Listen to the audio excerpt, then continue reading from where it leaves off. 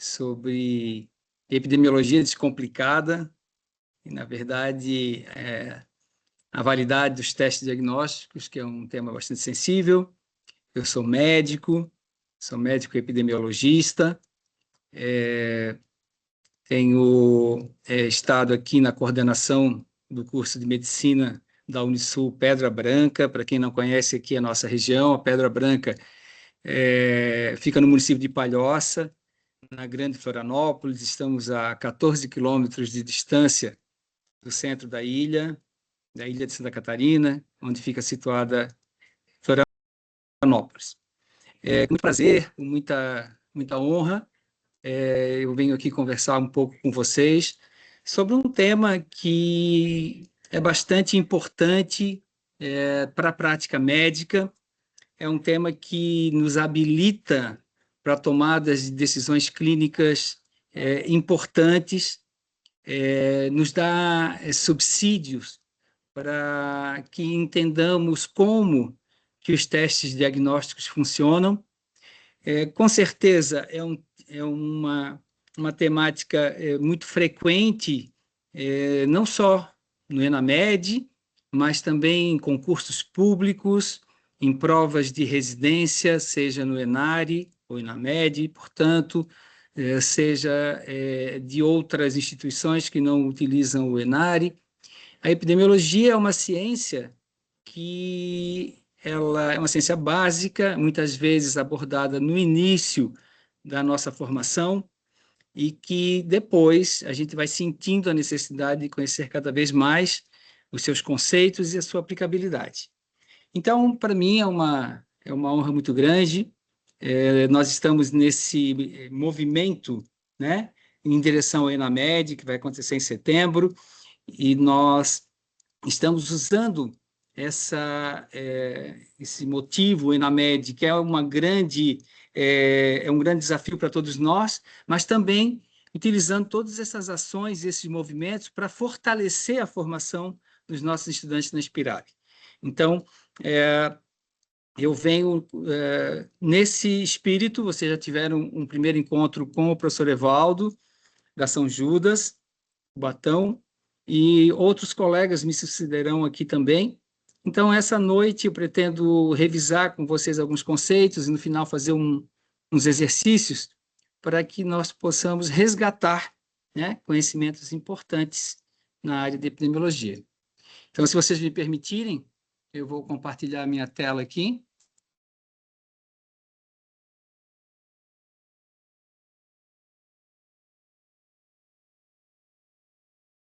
Então, acho que vocês já estão enxergando a tela.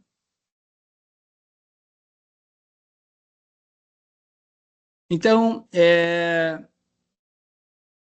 o objetivo de hoje é revisar os conceitos das principais características que compõem os testes diagnósticos: sensibilidade, especificidade, valor preditivo positivo, valor preditivo negativo e curva ROC. Essas são as principais características, as principais propriedades dos testes diagnósticos. Não são as únicas, mas são essas que são as fundamentais para a gente compreender e aprofundar depois, em outro momento, em outras propriedades, como razão de verossimilhança para o teste positivo, razão de verossimilhança para o teste negativo e tantas outras.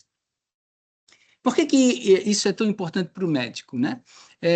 Eu costumo dizer que todos nós, médicos, e vocês são médicos em formação, né, tomamos as nossas decisões clínicas sempre baseadas em probabilidades. A medicina é uma ciência de probabilidade. Vocês já devem ter ouvido os professores de vocês dizendo que não há certeza em medicina, e de fato não há, né? A gente se utiliza de diferentes testes diagnósticos para levantar diferentes hipóteses diagnósticas. E o raciocínio clínico que nós desenvolvemos durante a nossa formação vai nos levando a diferentes hipóteses. O professor Célio Celino Porto, do livro Porto, que todo mundo conhece, de semiologia, fala que quem tem uma hipótese diagnóstica não tem nenhuma. Nós temos que ter hipóteses para que a gente possa compreender diferentes manifestações e diferentes doenças que os nossos pacientes possam estar acometidos. Então, a escolha de um teste diagnóstico deve seguir critérios importantes que confiram utilidade prática. E essa utilidade, essa aplicabilidade, é uma coisa que nós, às vezes, passamos, né, de tão comum na prática clínica que a gente não se apercebe que os testes podem errar também, né? Então, quando a gente faz a solicitação de um exame complementar, claro, guardada toda a questão de uma anamnese bem colhida, bem coletada, um exame físico bem feito, né, nos leva a hipóteses diagnósticas e que podem ser confirmadas ou não, a partir de características dos testes, a confirmação de uma doença, de um evento, um agravo à saúde. Não gosto muito da palavra doença, porque nem tudo que padece a nossa população é doença.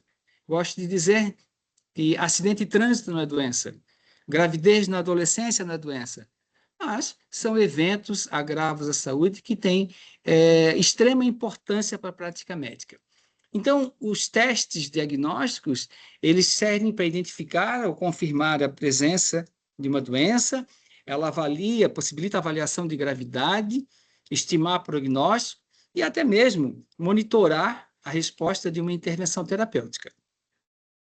Eu trago aqui essa figura para uma reflexão, a figura inspirada em Dom Quixote e os Moinhos de Vento de Cervantes, para mostrar para vocês que quando a gente tem uma primeira impressão sobre uma determinada situação, há possibilidade de interpretação por diversos ângulos. Quando eu jogo essa imagem projetada em sala de aula, numa distância maior, sempre pergunto para os alunos o que ele enxerga primeiro. Tem alguns alunos que falam que enxergam primeiro um cavalo. Aqui, deixa eu só pegar aqui a ponta laser. Opa, deixa eu voltar aqui. Aqui a ponta laser. Que enxergam primeiro um cavalo. Outros vêm e enxergam monstros, como aqui atrás, né? Vejam. Outros enxergam aqui um cabelo de um cavaleiro que está sentado nesse cavalo, isso aqui com os olhos. Outros enxergam aqui o que já me disseram, uma Nossa Senhora, veja, não sei se é uma Nossa Senhora, mas uma imagem, né? Então, observem que o fenômeno, ele pode ser, um determinado fenômeno, ele pode ser interpretado de diferentes maneiras. Então, esse filósofo, Epictetus, é um filósofo do estoicismo, do século II depois de Cristo, falava que, para a mente, as coisas ou são o que parecem ser, ou não são, nem parecem ser, ou são e não parecem ser, ou não são, mas parecem ser. E que tomar a decisão frente a essas situações, que as aparências se apresentam à mente, é a decisão do homem sábio. Se a gente trazer isso para a medicina, a gente vai perceber que muitas vezes nós estamos de frente a um caso clínico em que parece que é uma determinada doença, mas no final não é. Ou nem passava pela cabeça que poderia ser uma outra doença, e ela é. Então, a relação entre ser e parecer vai nos dar a base da compreensão do que são situações em que nós temos exames com resultados falsos positivos, falsos negativos, verdadeiros positivos e verdadeiros negativos. A partir dessa compreensão, pessoal, é que a gente não vai precisar decorar as coisas, sabe? Porque toda vida que eu tentava decorar o que é um falso positivo, o que é um falso negativo, eu sempre me enrolava. Então, quando eu parei para dizer, deixa eu entender esse negócio, que vai ser mais fácil para eu não precisar ficar decorando. Então, olha só, quando uma determinada situação, ela é e ela parece ser, as coisas são e parecem ser. Quer dizer, eu tenho aqui uma relação de um positivo com positivo. Então, isso aqui é uma situação real.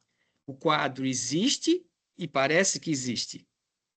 Por outro lado, existe uma situação que não, né, que tem um sinal negativo aqui. Não é e nem parece ser. Agora, observem a combinação ao contrário. Uma determinada situação ela é, mas não parece ser. Vejam que existe um descompasso aqui. E outras situações em que não são, mas parecem ser. Complicado? Não. Olha aqui. Quando eu tenho uma doença real e o teste me aponta essa doença, eu estou diante de um verdadeiro positivo.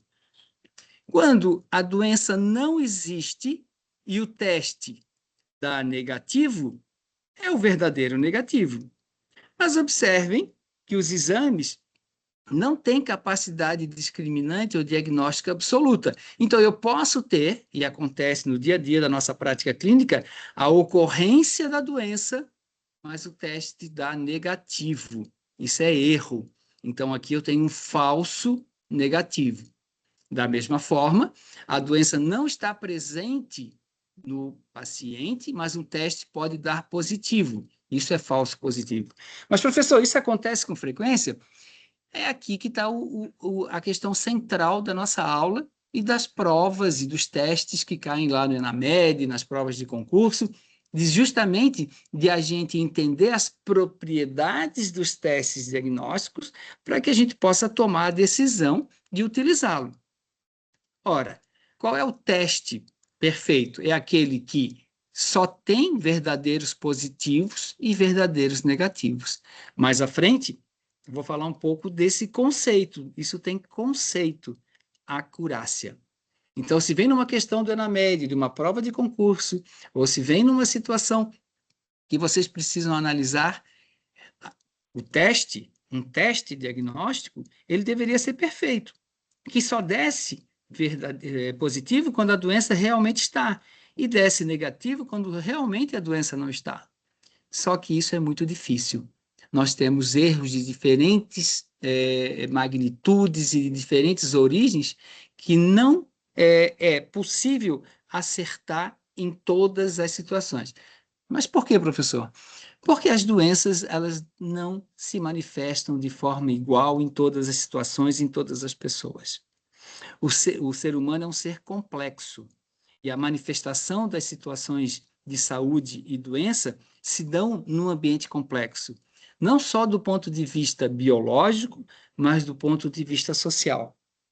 Eu gosto sempre de dizer, doenças antemáticas, um sarampo, por exemplo, se for acontecer num filho meu ou um irmãozinho de vocês, vai ser uma doença, uma febre, que a gente vai cuidar e aquilo vai passar o ciclo e vai estar tudo resolvido. Vai ter um impacto muito baixo. Mas o sarampo, é filho do seu João lá, desnutrido, desdentado e analfabeto, vai matar o filho dele. Vejam que há uma manifestação diferente dos eventos de saúde em relação ao complexo biológico, biopsicossocial, o que a gente chama de determinação biológica, ou melhor, determinação social do processo de saúde-doença. Então, é por isso que em algumas situações os testes respondem melhor, em outras situações respondem de uma forma inferior. E nós vamos discutir as propriedades principais do objetivo da aula de hoje. Então, essa relação entre a ocorrência real da doença e a sua detecção, daí, dessa relação, é que derivam as propriedades dos testes diagnósticos, que dão a possibilidade de a gente avaliar o desempenho, né? E as principais medidas que nós temos estão aqui colocadas, as medidas de validade ou de acurácia, que são a sensibilidade e a especificidade, as medidas relativas à interpretação clínica, que é o valor preditivo positivo e o valor preditivo negativo, as medidas globais de desempenho, como acurácia e área sobre a curva ROC, esse AU aqui, Area Under the Curve, a área sob a curva, as medidas de razão diagnóstica, como razão de verossimilhança positiva e negativa, e as medidas de concordância e reprodutibilidade, como o coeficiente kappa e a concordância intra- e interexaminador. Não seria razoável a gente se aprofundar em todas elas. Então, eu escolhi para essa aula de hoje, e se for desejo dos alunos de qualquer escola, eu posso me dispor a falar das demais em um outro momento. A gente vai discutir um pouco sobre sensibilidade, especificidade, valor preditivo, acurácia e curva ROC. Tá bem? Feita essa introdução, vamos ainda reforçar uma situação que parece óbvia, mas que não é, precisa ser dito. Como que eu vou comparar a acurácia, isto é, o quanto um teste acerta e erra, baseado em quê? Né? Então, a avaliação de um teste é sempre realizada por comparação com outro teste que seja melhor, seja superior, que antigamente se chamava de padrão ouro, ou gold standard. Hoje não se utiliza mais essa terminologia, mas se usa teste de referência. Então, se eu quero comparar um teste diagnóstico, eu tenho que ser comparado a outro, presumivelmente melhor do que ele, para poder comparar as medidas e chegar nas propriedades dos testes diagnósticos. Então, o que é sensibilidade? A sensibilidade é a probabilidade de um teste apresentar resultado positivo na presença da doença. Esse tipo de teste é muito utilizado em screening, isto é, em detecção, naquelas situações em que eu não posso deixar de detectar nenhum doente. Mas só que quando eu abro essa possibilidade de um teste não poder deixar passar nenhum doente, como eu tenho várias características comuns a diferentes doenças, eu trago junto um monte de possibilidade de falso positivo. Porque se eu não posso deixar passar nenhuma característica de uma doença, eu posso trazer outras doenças junto com essa característica. Então, eles são especialmente indicados quando a não detecção da doença pode acarretar consequências graves. Então, eles são úteis para reduzir a possibilidade de falsos negativos e auxiliar na exclusão da doença. Pensem comigo, se um teste é altamente sensível, eu tenho que abrir a possibilidade dele não deixar passar nenhum doente, então eu tenho que aumentar o meu leque de possibilidades. Então, isso serve para screening, serve para aqueles testes que não se deixa passar ninguém. Por exemplo, uma mamografia para rastrear câncer de mama. A pessoa que tem uma alteração na mamografia, ela não tem câncer de mama, mas todas as pessoas que têm câncer de mama vão ter, todas virtualmente, falei no início que não há certeza para nada, né? As pessoas que têm câncer de mama vai ter alguma alteração na mamografia, mas nem toda mamografia alterada significa câncer de mama. Nós vamos trabalhar um pouquinho melhor isso à frente. Então, aqui temos os exemplos. A mamografia está aqui. Um exame dedímero para tromboembolismo venoso, um resultado negativo do dedímero ajuda a afastar a trombose venosa profunda ou a embolia pulmonar. O teste de ELISA para rastreamento de HIV e AIDS, ele é muito sensível, utilizado inicialmente para triagem. Então, se você tem um teste de ELISA positivo, você não pode dizer que o paciente tem HIV AIDS. Ele pode ter várias outras coisas, mas ninguém que tem HIV AIDS vai passar incólume para um teste de ELISA. Vocês entendem o raciocínio? Então, o teste sensível é aquele que não deixa passar ninguém. Ele coloca todo mundo para dentro, aqueles que têm alterações. Só que todos aqueles que têm alterações relativas à doença de interesse vêm, mas pode vir várias outras coisas juntos. É o falso positivo. Outro exemplo, o teste rápido de antígeno, ou RT-PCR. É muito utilizado para COVID em fases iniciais, especialmente o real time aqui, né, o tempo real, apresenta elevada sensibilidade analítica. Então, ele não deixa passar nenhum caso de COVID. O exame de Papa Nicolau, rastreamento citológico para câncer de colo de útero, também em estratégias populacionais seriadas, voltadas à detecção precoce do câncer de colo de útero. E a mamografia para rastreamento de câncer de mama, que eu falei mais cedo para vocês. Deixa eu controlar o tempo aqui. Muito bem. Especificidade, o que é? A especificidade, e o próprio nome já diz, é um teste específico para aquela doença. Então, ele é um teste que aumenta muito a probabilidade de o teste se apresentar negativo na ausência da doença. Então, os testes altamente específicos são os testes confirmatórios. Eu tenho teste sensível para rastrear, eu rastreio, trago para dentro as pessoas que têm alterações, inclusive alterações da doença de interesse, mas depois eu preciso aplicar um teste confirmatório. Um teste sensível tem alta probabilidade de trazer resultados falso positivos, né?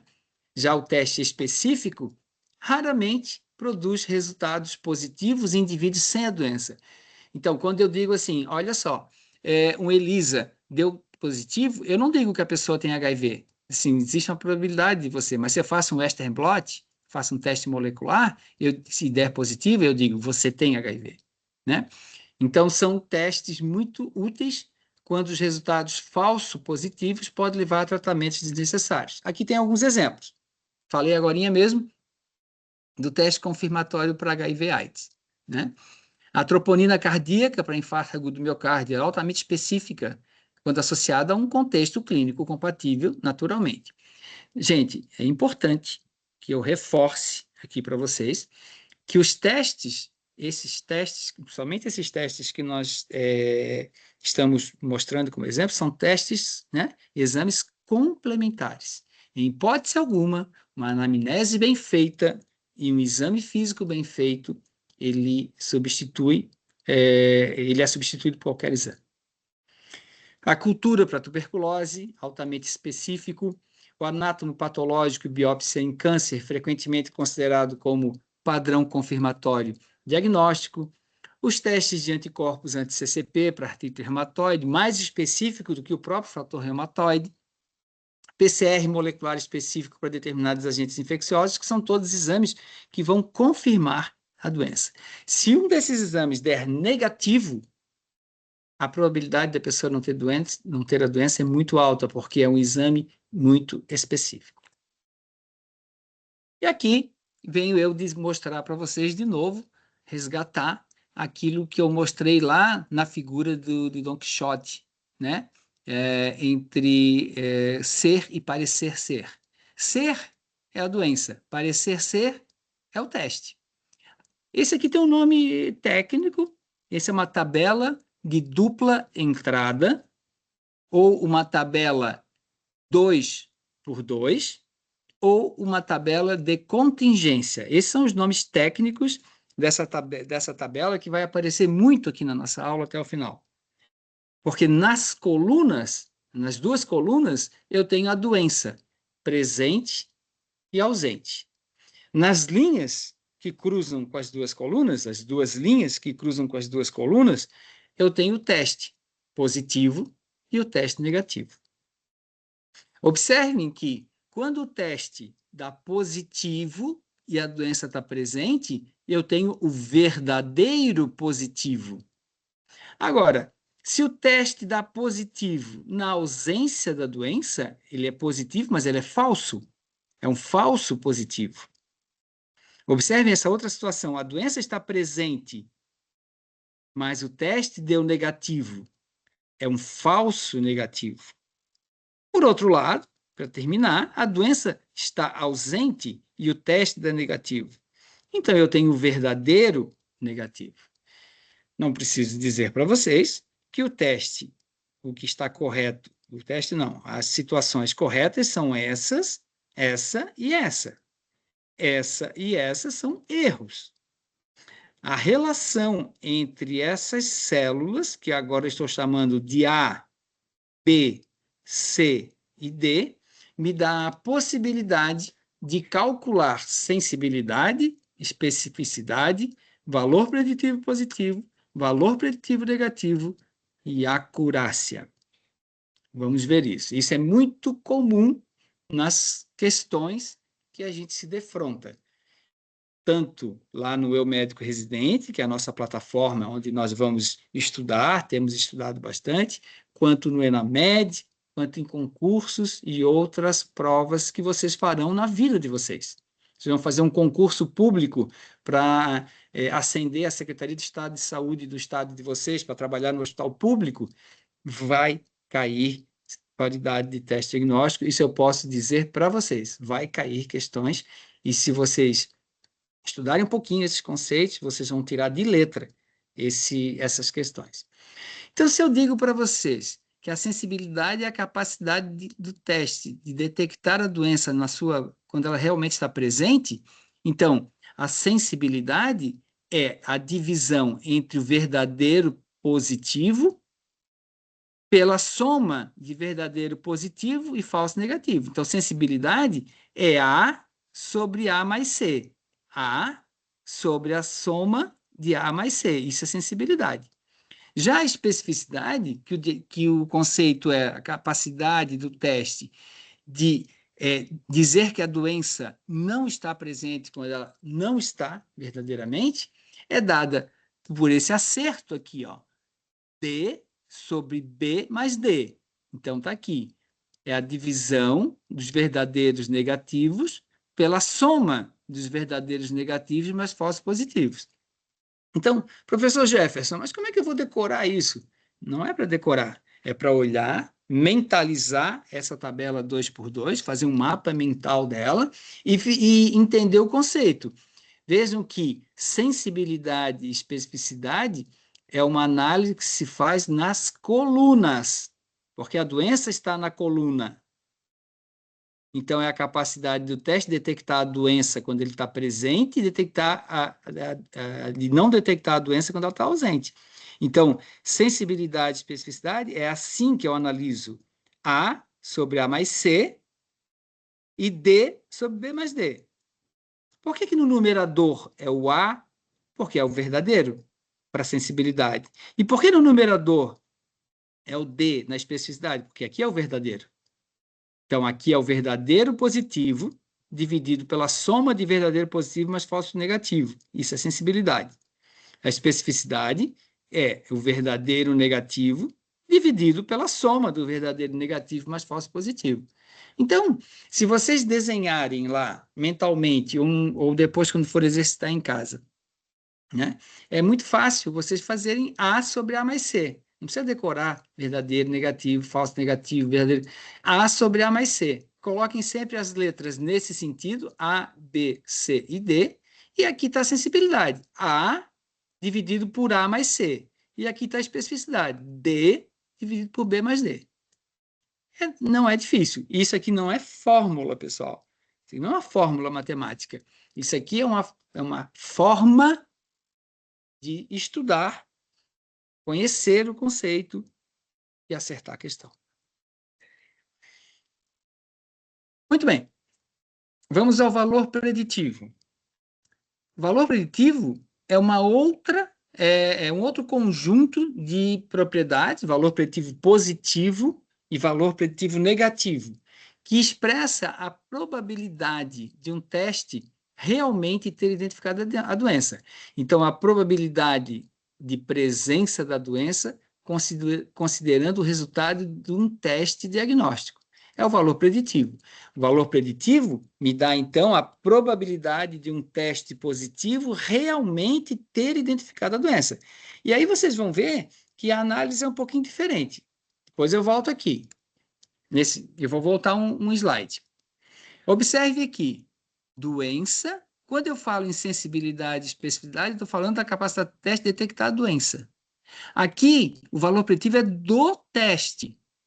Então, a minha análise aqui, ó, é no sentido das linhas. Vamos voltar aqui. Valor preditivo positivo é a proporção de indivíduos com resultado positivo no teste que realmente tem a doença. É diferente o conceito. E o valor preditivo negativo é a proporção de indivíduos com teste negativo que realmente não tem a doença. Então, a análise é agora do teste, não da doença. E aí eu já vou dizer para vocês, para a prática clínica, qual é a propriedade mais importante para nós médicos. Valor preditivo do teste, claro. Mas olhem aqui, a probabilidade de um teste positivo, a probabilidade do teste positivo está aqui, ó, realmente ter a doença é dado por A dividido pela soma de A mais B. E a probabilidade o valor preditivo negativo é D dividido por B mais C, ou C mais D, a mesma coisa. Então, observe que antes, na sensibilidade, eu fazia A sobre A mais C e D sobre B mais D. Agora, no valor preditivo, eu faço A sobre A mais B e D sobre B mais C mais D. No numerador, sempre aquilo que é verdadeiro.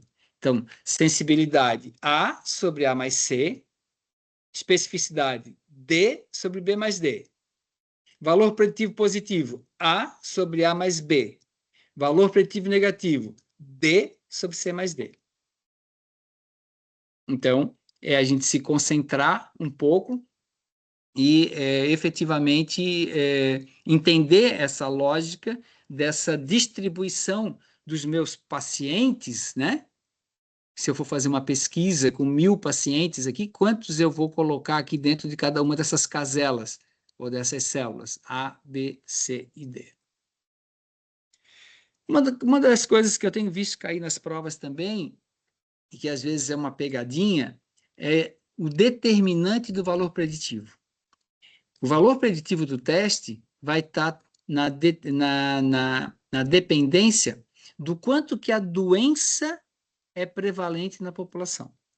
Então, o teste se comporta melhor quando a doença é mais e menos prevalente. A gente vai explorar um pouquinho isso agora, porque isso é importante e eu tenho visto cair bastante nas questões. Então, o valor preditivo do teste, ele é dependente da sensibilidade, da especificidade e da prevalência da doença na população, que a gente chama de probabilidade pré-teste. Então, isso aqui é uma coisa para vocês fixarem. O valor preditivo, ele é dependente disso aqui. A sensibilidade e a especificidade não tem relação com a prevalência da doença na população. O que o professor quer dizer com isso? Eu quero dizer com isso que os testes diagnósticos se comportam de forma diferente na dependência de quanto a doença está espalhada na população. Quanto mais sensível for o teste, melhor o valor preditivo negativo. Então, quanto mais sensível for o teste, maior a segurança de um paciente com resultado negativo não ter a doença de fato. Quanto mais específico for o teste, melhor o valor preditivo positivo. Dá com maior segurança de que o paciente com resultado positivo tenha, de fato, a doença. E faz sentido. Se o teste é muito específico, o valor preditivo positivo, isto é, A sobre A mais B, é maior.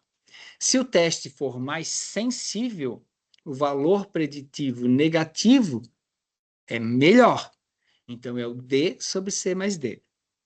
E para o mesmo teste que eu falei para vocês, é aqui que as questões têm se concentrado mais.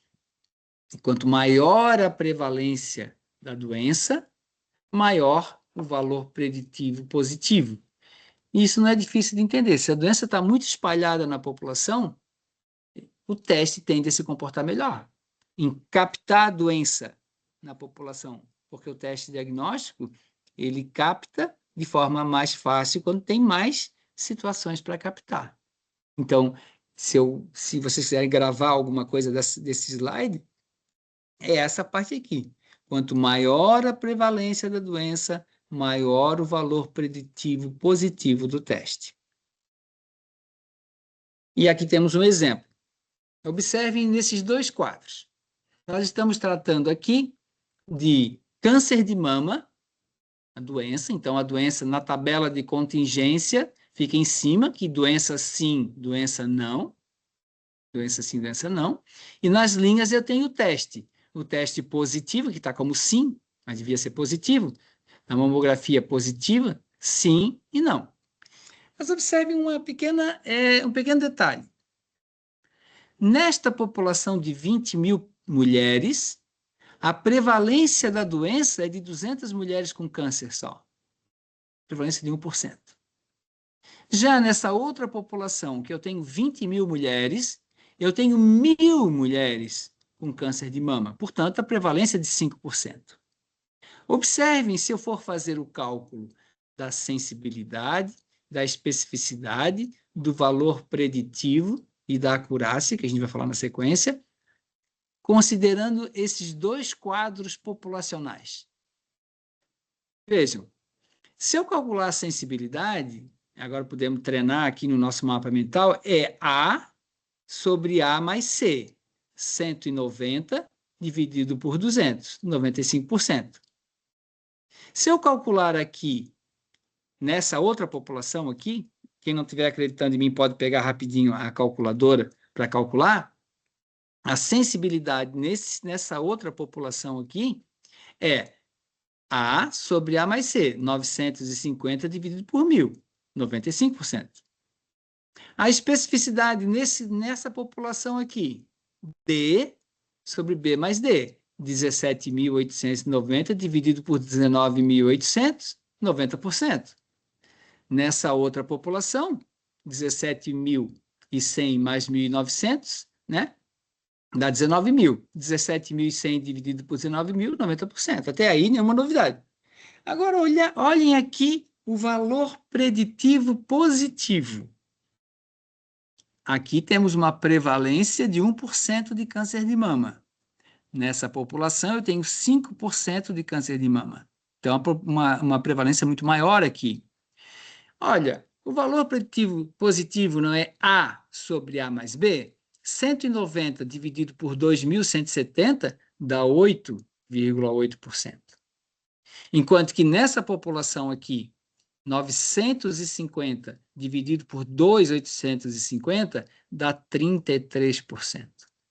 Então, vejam que diferença que dá no valor preditivo positivo em função da prevalência. Eu sei que atualmente tanto o Ministério da Saúde quanto a Sociedade Brasileira de Ginecologia baixaram a idade de screening das mulheres para câncer de mama com mamografia, 40 anos, né? Mas até muito pouco tempo atrás, o Ministério da Saúde colocava como 50 anos e não 40. Por quê? Porque as mulheres têm uma probabilidade de maior prevalência de câncer de mama em mulheres mais velhas e menor em mulheres mais novas. E aí, como política pública, e não como uma decisão individual de consultório, fazia mais sentido você prescrever mamografia para todas as mulheres acima de 50 do que as mulheres acima de 30 ou 40, porque a prevalência é menor de câncer de mama das mulheres mais jovens. Então, não adianta, do ponto de vista de política pública, onde a eficiência, o gasto é uma questão importante, eu prescrever para todas as mulheres do país, logo mamografia com aos 20 anos de idade, já que o câncer de mama é uma doença muito grave.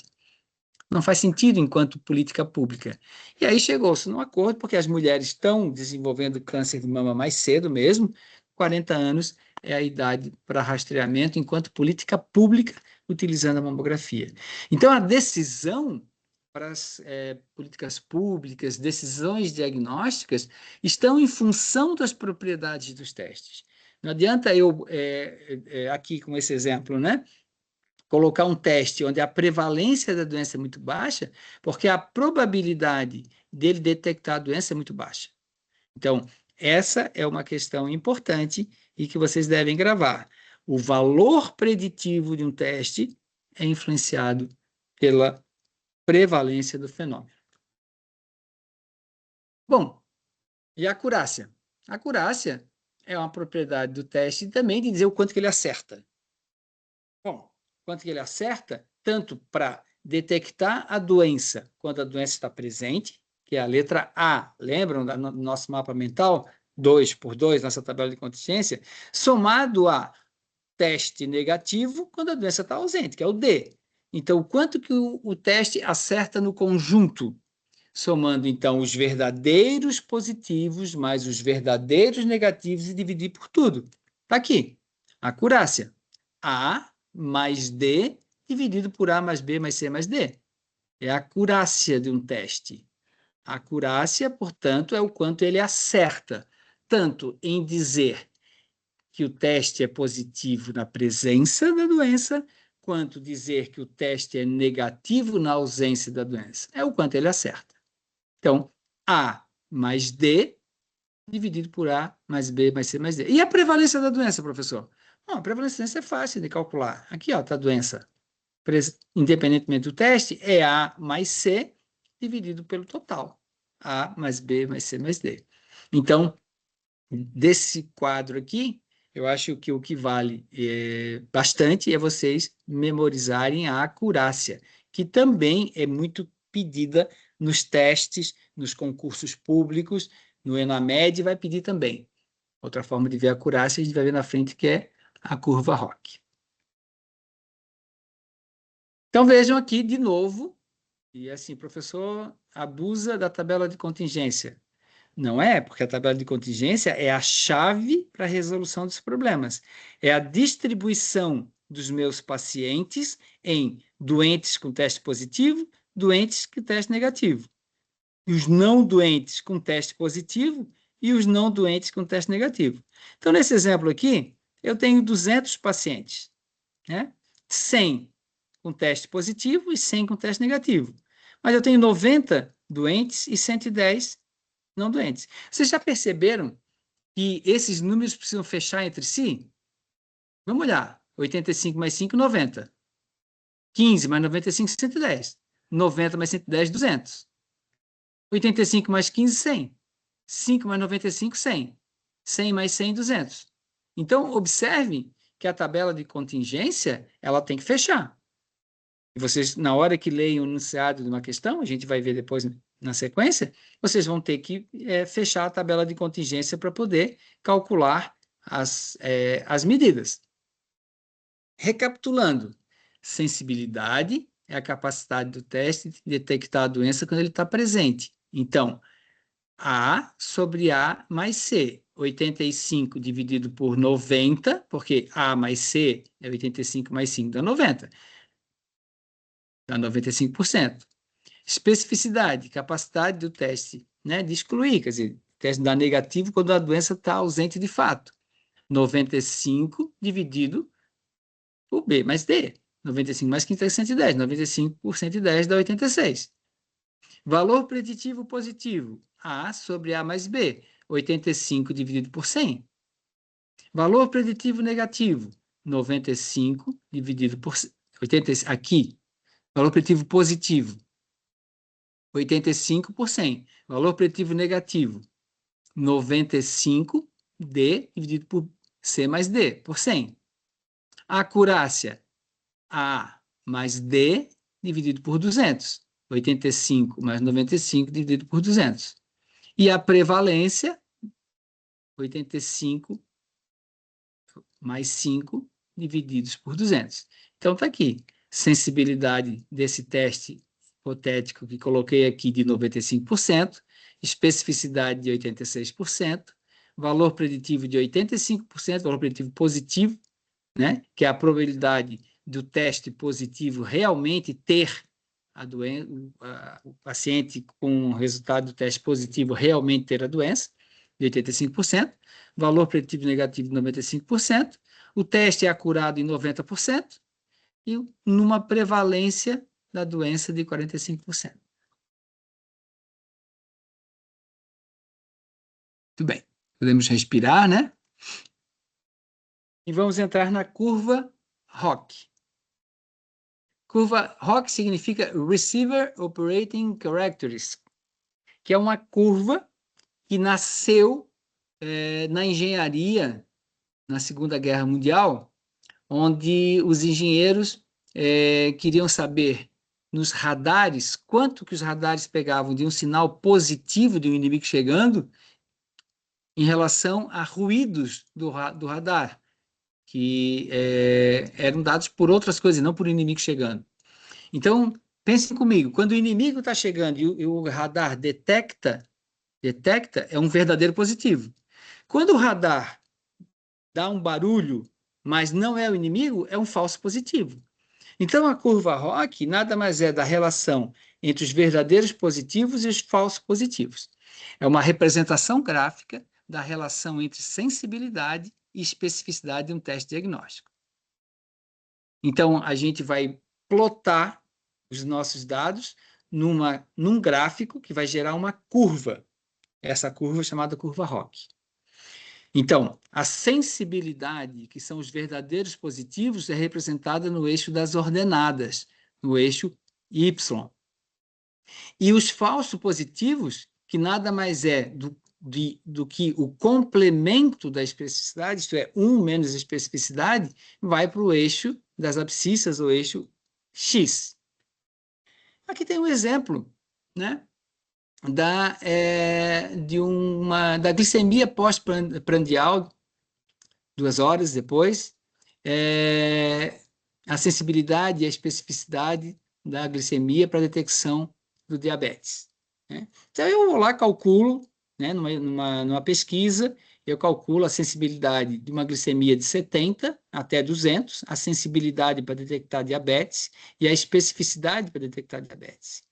Então, eu consigo, a partir desses números, colocar a sensibilidade aqui e o complemento da especificidade, isto é, 1 ou 100 menos cada um desses valores, e eu vou jogar aqui no eixo do X. Isso vai me gerar uma curva que tem uma curva que tem uma curvatura, fica ruim, né? Uma curva nessa direção, né? Direcionada, portanto, ao canto superior esquerdo desse gráfico. Vamos pegar o exemplo aqui. Olha aqui. Quanto mais próxima essa curva, a curva que eu estou gerando pelos meus dados, vocês não vão fazer isso numa prova, né? Obviamente, mas vocês vão se deparar com curvas na prova para ver qual curva detecta o melhor teste diagnóstico. Então, quanto mais próximo a curva estiver do canto superior esquerdo do gráfico, quanto estiver mais próxima, a partir dessa diagonal, então eu tenho uma diagonal aqui, e essa curva mais próxima do canto superior esquerdo, mais acurado é o teste. Melhor será o poder discriminatório do teste, né? Dada pela sensibilidade, isto é, os verdadeiros positivos, dividido pelos falsos positivos. Tá aqui, ó, fake positive rate, true positive rate. Então, os verdadeiros positivos pelos falsos positivos gera a curva ROC. Quanto mais distante do centro superior, aqui essa aqui é uma diagonal aqui no ângulo de 45 graus. Se eu vou plotar aqui, né, os resultados da minha pesquisa, do teste diagnóstico, para detectar, por exemplo, diabetes a partir de uma glicemia pós-prandial, e eu vou botando aqui a sensibilidade do teste e a especificidade, o complemento da especificidade, os verdadeiros positivos e os falsos positivos aqui, eu vou gerando uma curva, e essa curva aqui, quanto mais próxima do canto superior esquerdo, melhor é o teste. Então, a curva verde é o teste que representado pela curva verde, é um teste melhor que o teste representado pela curva azul. Isso aqui, vocês precisam gravar. Se for colocado para vocês, curvas ROC, aquela que é mais próxima do canto superior esquerdo vai representar o teste melhor, tá? Claro, né, gente, que lá no segundo grau a gente aprendeu a calcular a área sobre a curva, tendo como base sempre esse ângulo de 45 graus. Então, a área embaixo dessa curva aqui, ó, a curva verde, da diagonal até aqui, se for achurar, né? Lembrem disso no segundo grau, que a gente pintava a área sobre a curva da curva verde, essa área é maior do que se eu pintar a área sob a curva azul. Então, esse teste é melhor que esse teste aqui. Então, a acurácia de um teste ou poder discriminatório de um teste pode ser avaliado por meio do cálculo da área sobre a curva ROC. Não acredito que em nenhum momento eles vão pedir que vocês calculem a área sobre a curva ROC, mas que vocês interpretem a área sobre a curva ROC, e isso vai cair, eu posso quase que apostar com vocês. Então, observem esta curva e esta curva. Quando a curva é mais Então, mais próxima do canto superior esquerdo, ela representa um teste melhor, porque a área sob a curva é maior do que este teste, em que a área sob a curva é menor. Então, isso aqui é bem típico, olha aqui, ó, de um teste de um concurso público, de um ENAMED, ou de um concurso público, ou numa prova de residência. Assinale qual é das alternativas representa o teste mais acurado. Lembre, acurada é o quanto o teste acerta. Acerta tanto verdadeiros positivos mais os verdadeiros negativos. Isso é acurácia. Então, se eu calcular uma área sobre cada uma dessas curvas, eu vou perceber, né, que aqui, ó, esse A aqui, que quase que não formou uma curva, isso aqui representa quase um teste perfeito, né? Mas entre a curva B, C e D, a pior curva é essa aqui. Depois essa e depois essa. Bom, falei um monte de teoria, né? Acho que pode passar a sensação de que isso é uma coisa difícil, não é? É preciso sentar um pouco, olhar para uma tabela de contingência, observar os números e então praticar um pouquinho. Vamos ver aqui, nessa questão. O exame de pessoas assintomáticas, identificação presuntiva de doença não reconhecida anteriormente é denominada rastreamento, ou screening. Eu já falei sobre isso para vocês, bem no início da aula, né? E está aqui, ó. Qual deve ser a característica para um teste de rastreamento de uma doença bastante letal e que possui tratamento eficaz e com raríssimos efeitos colaterais, e que, quando não ocorrem, não são graves? Quando vocês ouvirem falar de rastreamento, screening, tá? Olha, rastreamento novo, o que tem que vir à cabeça de vocês? Essa foi uma prova de acesso direto da Secretaria de Estado da Saúde do Estado da Paraíba. Tá?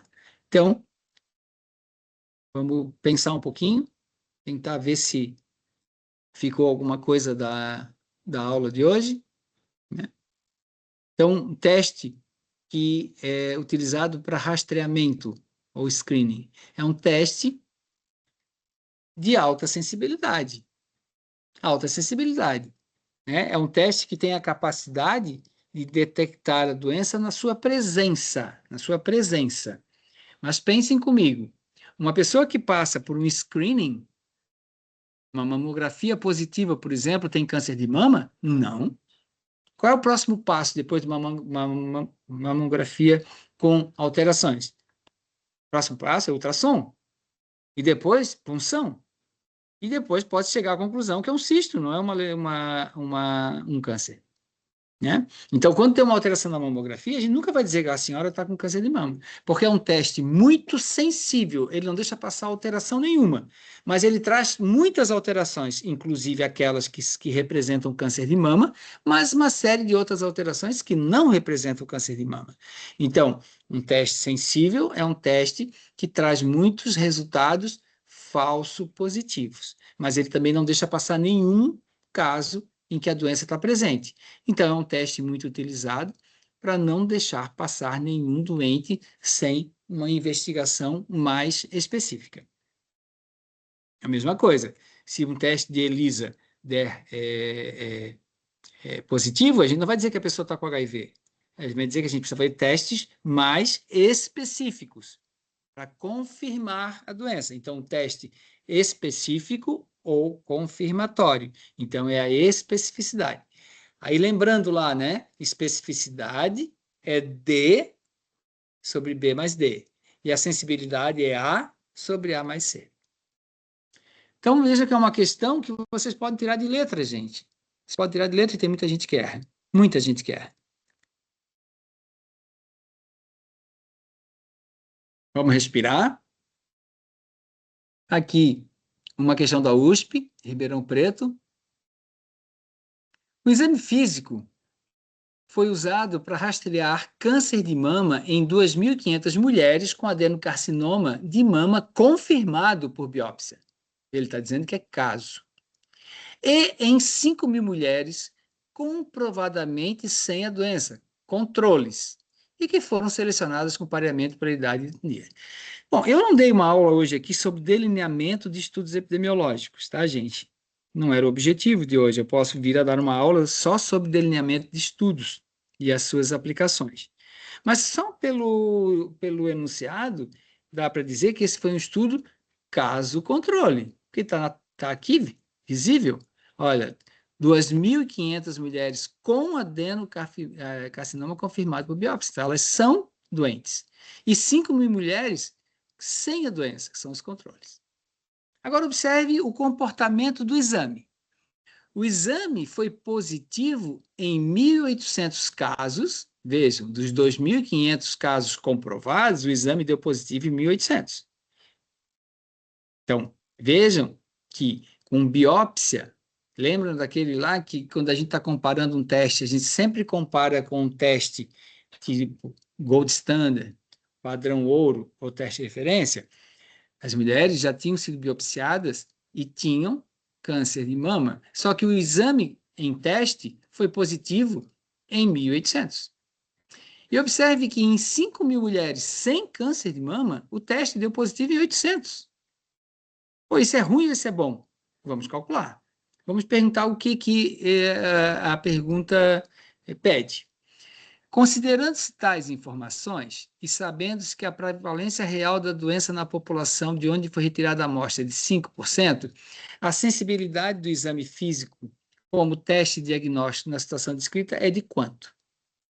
Vejam aqui o que eu mencionei mais cedo sobre, eu não sei se é uma pegadinha, né? Quem vai fazer as questões, eles botaram aqui, ó, que a prevalência real da doença na população da amostra é de 5%, só para confundir a cabeça da gente. Porque ele fez a pergunta sobre sensibilidade. E nós vimos lá atrás que sensibilidade e especificidade não estão na dependência da prevalência da doença. Quem está na dependência da prevalência da doença é o valor preditivo do teste. Mas ele não está perguntando o valor preditivo, ele está pedindo a sensibilidade. Aí ele coloca aqui e vamos tentar avançar nessa questão. Olha aqui. Olha a nossa velha tabela 2x2.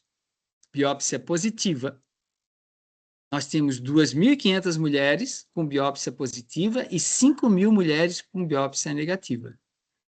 Só que ele mesmo falou, olha aqui, ó, 2.500 mulheres com biópsia positiva e 1.800 casos positivos. Então, olha aqui, teste positivo em 1.800.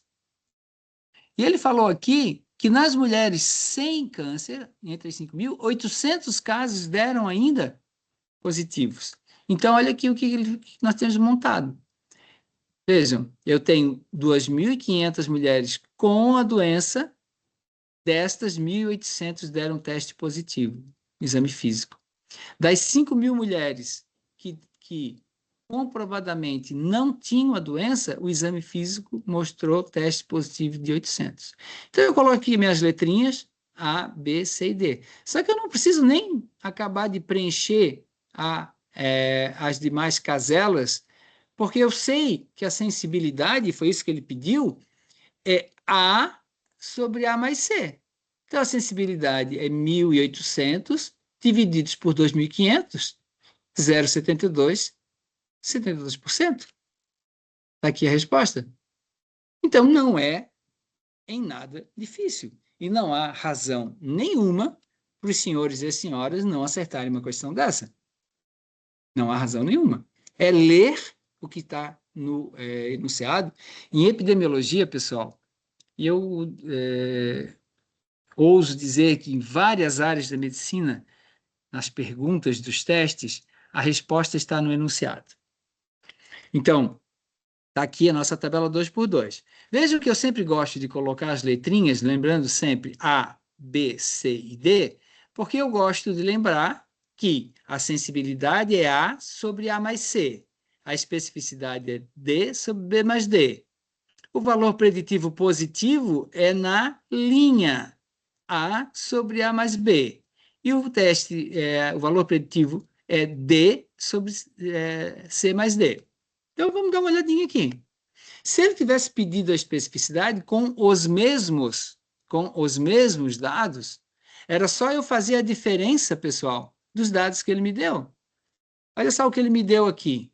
Ele disse que tinha 2.500 mulheres, 1.800 com teste positivo.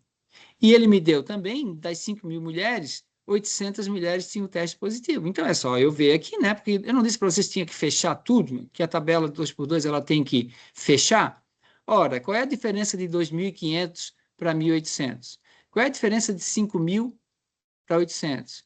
Qual é a soma de 1.800 mais 800? Se eu tenho essa soma aqui, qual é a diferença de 7.500 para essa soma aqui? Vai me dar isso aqui. Então, vamos lá. Qual é a diferença de 2.500 para 1.800? 700. Qual é a diferença de 5.000 para 800? 4.200. Olha aqui, esse dado aqui eu tenho agora. Qual é a soma de 1.800 mais 800? 2.600. Qual é a diferença de 7.500 para 2.600? 4.900. Se eu tenho a tabela de contingência toda preenchida, eu surfo nessa onda. Tomara que perguntem várias questões que eu vou matar todas elas. Especificidade, quanto é? Bom, especificidade é a capacidade do teste mostrar a ausência da doença realmente. Então, a especificidade é D sobre B mais D. Então, 4.200 dividido por 5.000, 84%. Então, o teste que avalia a presença e a ausência da doença está aqui, sensibilidade e especificidade. E se o autor pede para calcular o valor preditivo positivo? Está aqui, pelo número que ele deu, eu já tiro aqui, ó, 1.800 dividido pela soma, né, A sobre A mais B. 1.800 dividido por 2.600 vai dar 69%. E se ele me pedir o valor preditivo negativo? Bom, o valor preditivo negativo, lembram que o valor preditivo sempre é na linha. Então, é D sobre C mais D. 4.200 dividido por 4.900, 85%. Qual é a dificuldade? Zero dificuldade. Tem que lembrar que sensibilidade e especificidade se calcula na vertical, nas colunas, e valor preditivo se calcula nas linhas. E a acurácia? A acurácia do teste. Ele pedia a acurácia. A gente não lembra que a acurácia é quanto o teste é acurado, quanto ele acerta, tanto para o lado positivo quanto para o lado negativo. Então, 1.800 mais 4.200, porque olha aqui, ó, por que ele acertou? Biópsia positiva e teste positivo. Exame físico positivo. Biópsia negativa, exame físico negativo. Então, ele é acurado em quanto? Opa, não coloquei a acurácia. 1.800 mais 4.200 dividido por 7.500. Não botei aqui a acurácia, esqueci de botar. Esse é a acurácia, mas aqui, ó, só somar os verdadeiros positivos mais os verdadeiros negativos pelo total. Ok? Vamos respirar?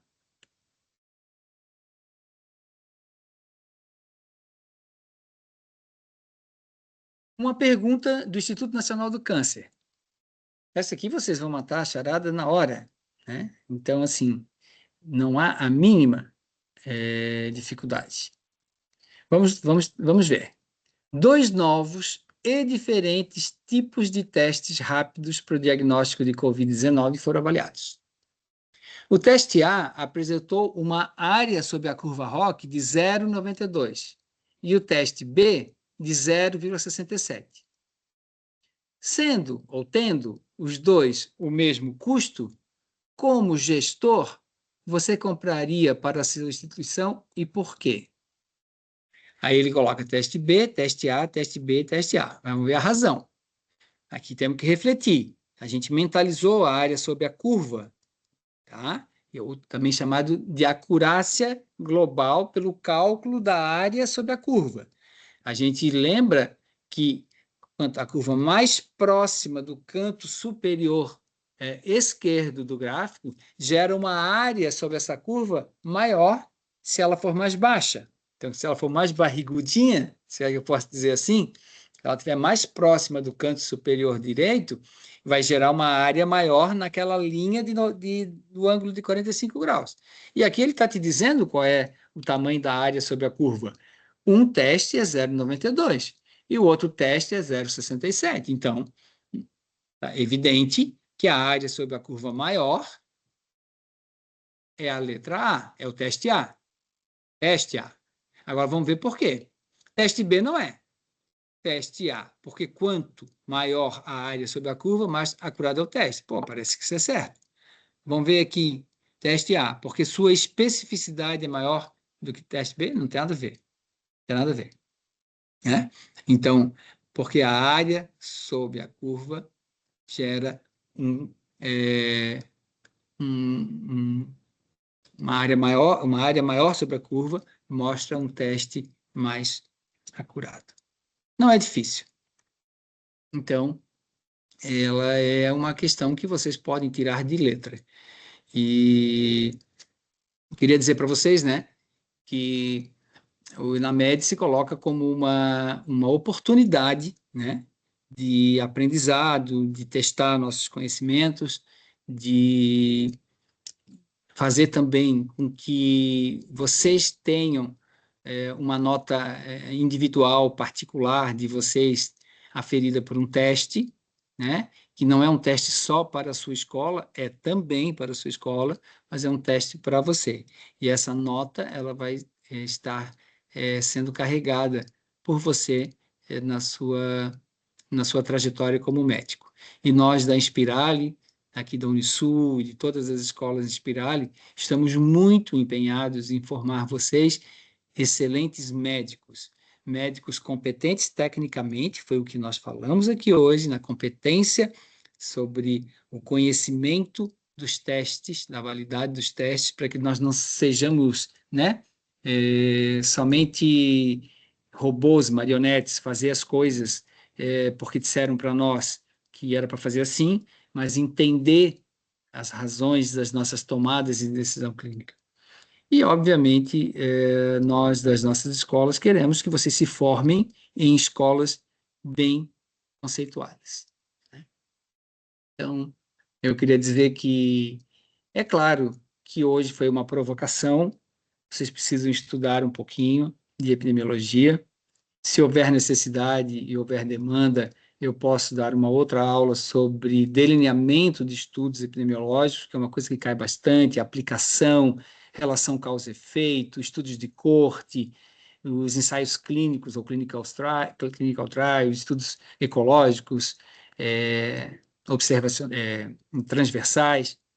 Então, mas em 1h10 não é possível a gente explorar tudo, mas já deu para a gente ter uma boa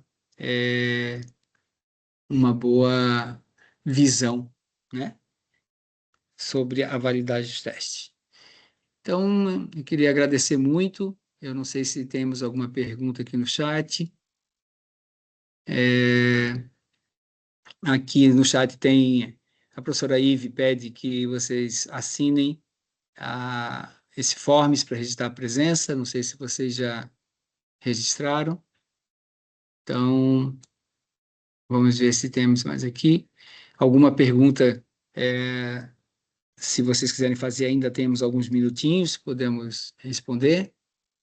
O Rafael, que está nos apoiando aqui, ele está coletando a informação para colocar aqui no chat.